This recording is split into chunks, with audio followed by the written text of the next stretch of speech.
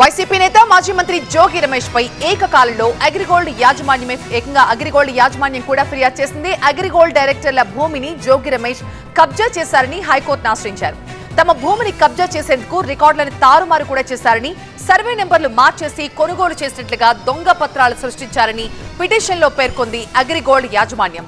విజయవాడ అంబాపురంలో అగ్రిగోల్డ్ డైరెక్టర్ల పేరిట ఉన్న భూమిని అటాచ్ చేసింది సిఐడి. ఇదే భూమిని గతంలో కొనుగోలు చేసినట్లుగా దొంగ పత్రాలు సృష్టించినట్లుగా ఆరోపణలు. అందరూ కొనుక్కున్నట్టే కొనుక్కున్నాం అంటే అమ్మినోళ్ళు అన్ని చూపించే మాకు అమ్మారు, మేము అలాగే అమ్మాం. ఈనాడు పేపర్లో వాళ్ళు ప్రకటన ఇచ్చే అమ్మారు, మేము కూడా ప్రకటన ఇచ్చే అమ్మాం. ప్రభుత్వం కక్ష సాధింపు చర్యగా ఈరోజు మా నాన్నగారి మీద కక్ష పూరితంగా నన్ను అరెస్ట్ చేస్తా ఉన్నారు. లీగల్ గానే మేము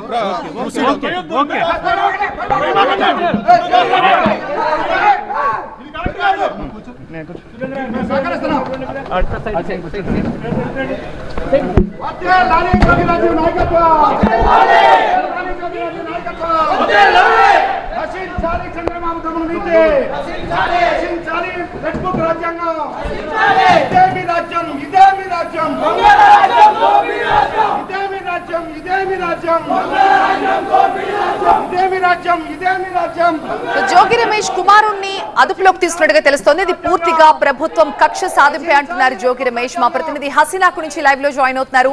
హసీనా, ఏం జరుగుతోంది అక్కడ? మార్నింగ్ ఈరోజు 5 గంటలకి ఏసీబీ అధికారులు జోగి రమేష్ ఇంటికి రావడం జరిగింది. దాదాపు 15 మంది అధికారులు వచ్చారు. ఆ తర్వాత ఇది అగ్రిగోల్డ్ భూములకు సంబంధించిన కేసు వ్యవహారంలో ఇప్పుడే జోగి రమేష్ కుమారుడిని రాజీవ్ని అరెస్ట్ చేసి తీసుకుని వెళ్తున్నారు. దీంట్లో A2గా ఉన్నారు జోగి రమేష్ కుమారుడు, A1గా వాళ్ళ బాబాయి వెంకటేశ్వర్లు గారు ఉన్నారు.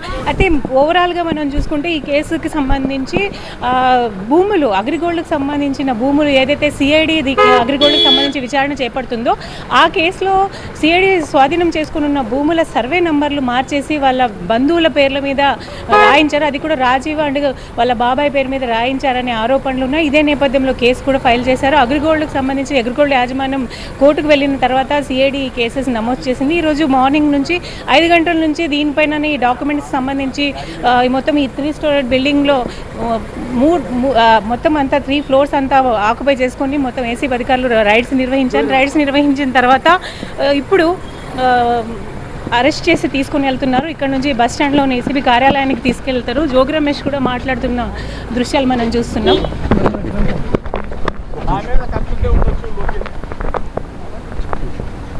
అగ్రిగోల్డ్ ఏంటి బాబు? అగ్రిగోల్డ్ ఆస్తులు ఆల్రెడీ అటాచ్మెంట్లో ఉన్నాయి. మొట్టమొదటిసారిగా నేను మీడియా ముందు మాట్లాడుతూ ఉన్నా. మొట్టమొదటిసారిగా ప్రభుత్వం అధికారంలోకి వచ్చిన తర్వాత మొట్టమొదటిసారిగా మీడియా ముందుకు వచ్చారు. ప్రభుత్వం ఏదైనా మంచి చేస్తే మంచి చెబుదామని చెప్పి అనుకున్నాం. కానీ ఈరోజు అగ్రిగోల్డ్ భూములు ఏంటి? ఆల్రెడీ అటాచ్మెంట్లో ఉన్న భూముల్ని ఎవరన్నా కొంటారా? అటాచ్మెంట్లో ఉన్న భూములు అది కూడా 2300 గజాల భూమి.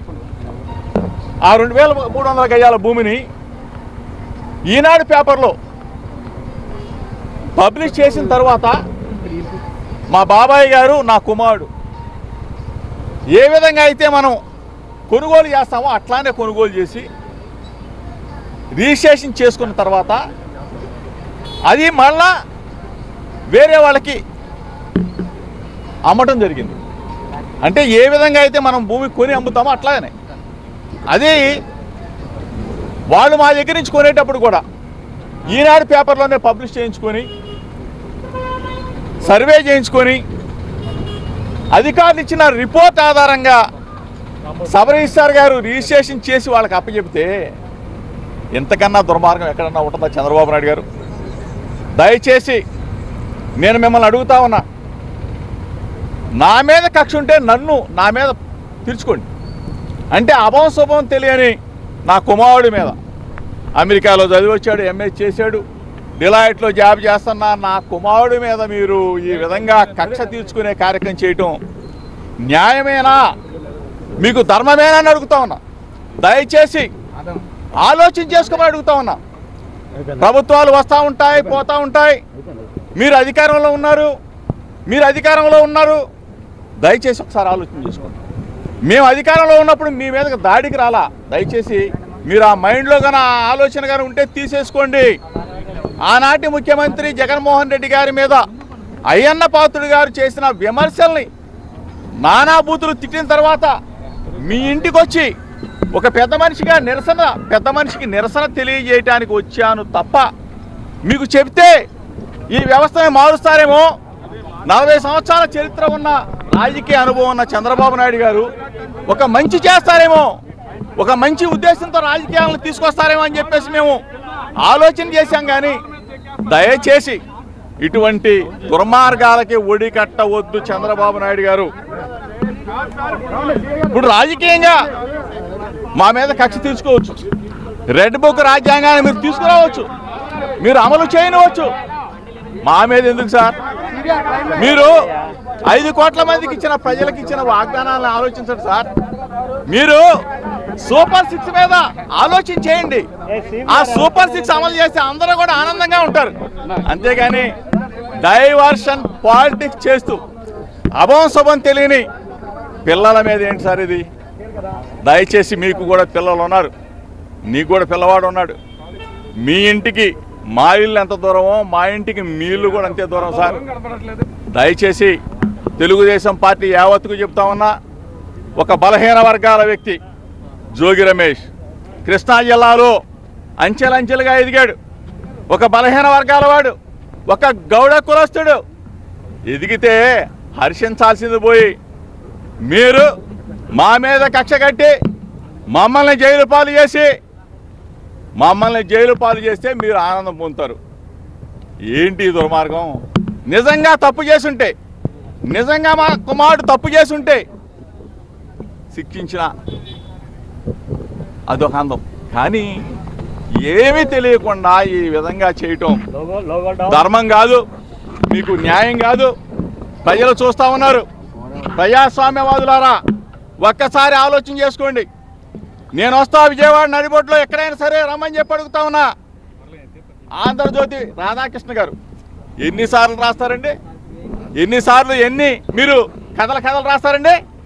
జోగి రమేష్ మీద ఎన్ని కథలు రాస్తారండి? ఎన్ని వ్యాసాలు రాస్తారు సార్? ఈనాడు రామోజీరావు గారు లేరు పాపం, అయినా కానీ ఈనాడు పత్రిక పుంకాలుగా రాస్తాం జోగి రమేష్ మీద. నిన్నగా కూడా వచ్చింది, సెంట్రల్ బ్యాంకులో అంట నేను హవా నడుపుతా ఉన్నానంట. సెంట్రల్ బ్యాంకులో అంట జోగి రమేష్ అంట ఎంఆర్ వాళ్ళు మారుస్తున్నానంట, జోగి రమేష్ అంట సిఐలు మారుస్తా ఉన్నానంట, జోగి రమేష్ అంట బూడిద మీద పెత్తనం. అసలు ప్రభుత్వం మీదా మాదా? ప్రభుత్వం ఉన్నప్పుడే అటువైపు కన్నెత్తి చూడలేదు జోగి రమేష్. ఈరోజు ఒక సామాన్యుడిగా చెప్తా ఉన్నా, ఒక బలహీన వర్గాల వ్యక్తిగా చెప్తా ఉన్నా, మా మీద కన్నా ఇటువంటి కక్ష సాధింపులు నా కుటుంబం మీద కన్నా చేస్తే పైన దేవుడు ఉన్నాడు. చంద్రబాబు నాయుడు గారు పైన దేవుడు ఉన్నాడు. ఈరోజు మీరు అధికారంలో ఉండొచ్చు, మీరు మమ్మల్ని పొక్కొచ్చు, కేసులు పెట్టొచ్చు, రెడ్ బుక్ తీయొచ్చు. కానీ మీకు మనస్ఫూర్తిగా చెప్తా ఉన్నాం, మంచిని మీరు ఇంత దుర్మార్గంగా ఒక చిన్న కుర్రోడిని తీసుకొని, ఏమీ తెలియని కుర్రోడిని తీసుకుని మీరు అరెస్ట్ చేయాలా, జైల్లో పెట్టాలన్న ఇటువంటి వంకర బుద్ధిని మార్చుకోండి. ఇది ప్రజాస్వామ్యవాదులారా, ఇది గుర్తించండి. నేను గానా నా కుటుంబం గానా అగ్రిగోల్డ్ ఆస్తులో కానీ ఏదైనా తప్పు చేసుంటే విజయవాడ నడిబొడ్డులో ప్రజల సాక్షిగా అవసరమైతే ఊరేసుకుంటాం, తప్పు చేసుంటే ఊరేసుకుంటాం. అంతేగాని ఇట్లా మమ్మల్ని బలహీన వర్గాలను వేధించడం న్యాయమా, ధర్మమా? చంద్రబాబు నాయుడు గారు మీకు న్యాయమేనా? చంద్రబాబు నాయుడు గారు దయచేసి మరొకసారి మీరు ఆలోచన చేసుకొని మీడియా మిత్రుల ద్వారా ప్రజలందరికీ కూడా ఇది జోగి రమేష్ మీద కుమారుడి మీద జరిగిన దాడి కాదు, ఇది యావత్ బలహీన వర్గాల మీద, గౌడ కులం మీద, గౌడ కులస్తుల మీద జరిగిన దాడి ఇదని చెప్పేసి మీ ద్వారా తెలియజేస్తా ఉన్నా.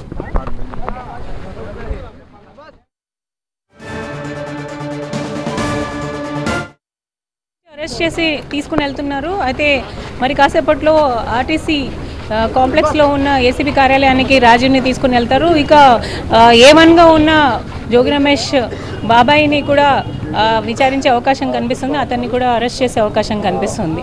ఓ టు స్టూడియో.